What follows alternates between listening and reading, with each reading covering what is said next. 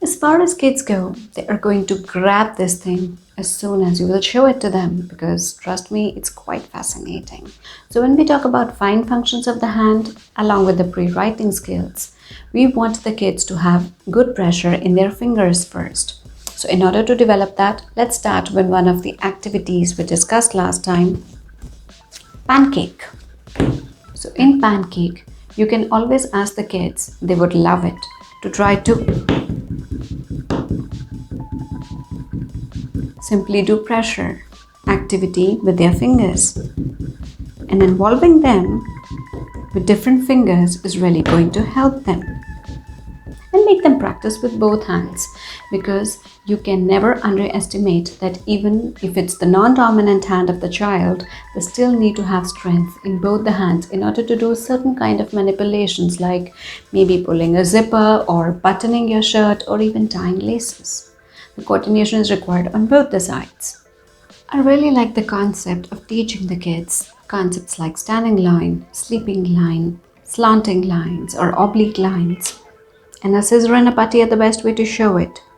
Cut down the middle here, cut down the middle here, cut it exactly in the center. Did you see what I just did? I just made them do standing sleeping lines, oblique and slanting lines, keeping the center exactly the same, so that's a good coordination activity. Plus, they actually made a pizza out of it, and which kid does not love that? The putty is not only used for fine functions but also for teaching you concepts like thick and thin. So if they try to use a rolling pin and try to make it flat, they can actually see the areas where it's thick. So you can explain to them it's still thick over here and thin in the other parts. So they try to make it as flat as possible. Which kid does not like to play with vehicles, transport, anything?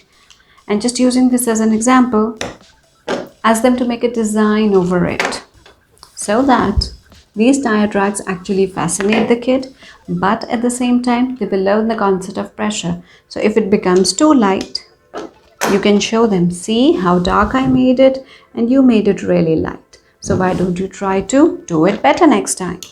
And then you can see that they apply very good force. But this force training is very, very important, especially when it's about the pressure of writing.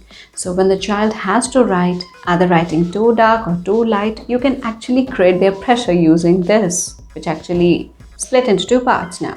Another activity that can help you grade the force of the child is squeezing the putty. So they will only be able to, squeeze it out if they apply the correct amount of pressure. And you can see the pressure is primarily applied with my thumb and my fingers stabilizing on the other side. So this is actually a kind of pressure that helps us to hold a pencil or a pen in our hand. I have actually heard parents say our kid hates writing. They just don't enjoy writing. Coloring is fine, drawing is fine, but not writing. So in order to get them that first nudge to write letters, alphabets, numbers, like make them write on a putty. So if I try to make a B with this and then remove the extra part of it, they do get the alphabet here.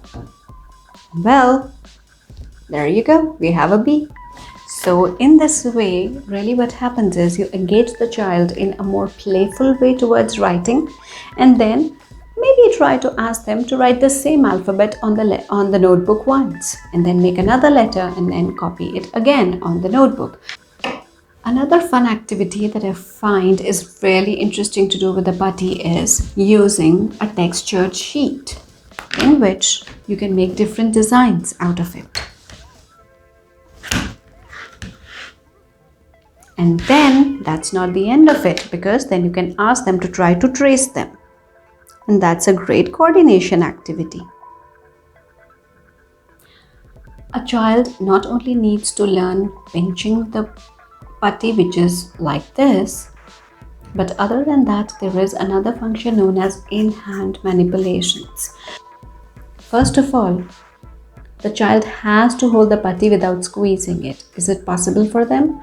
This actually gives you a very good idea of how much pressure they apply. Is it over or under? If they squeeze it, roll it again and give it back and say, you're not supposed to squeeze it. And try to do all these activities with the kids and make it like a fun activity for the child. Then shifting it forward, don't let it fall, hold it and bring it back, shift it back. Similarly, roll, roll, roll, roll, roll, don't squeeze, roll, roll, roll, roll, roll, roll it in your hand.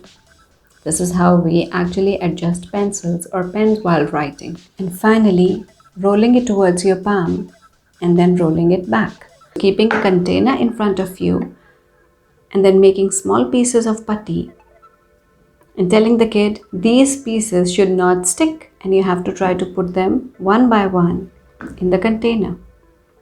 So the child actually has to shift it from the palm to the fingers and then put it here.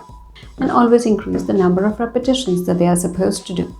Please comment on if you have some specific kind of problem area that you want to be addressed, and we will find out how putty can help you in the same for your hand functions. Please leave it in the comments below and we will meet again. Bye.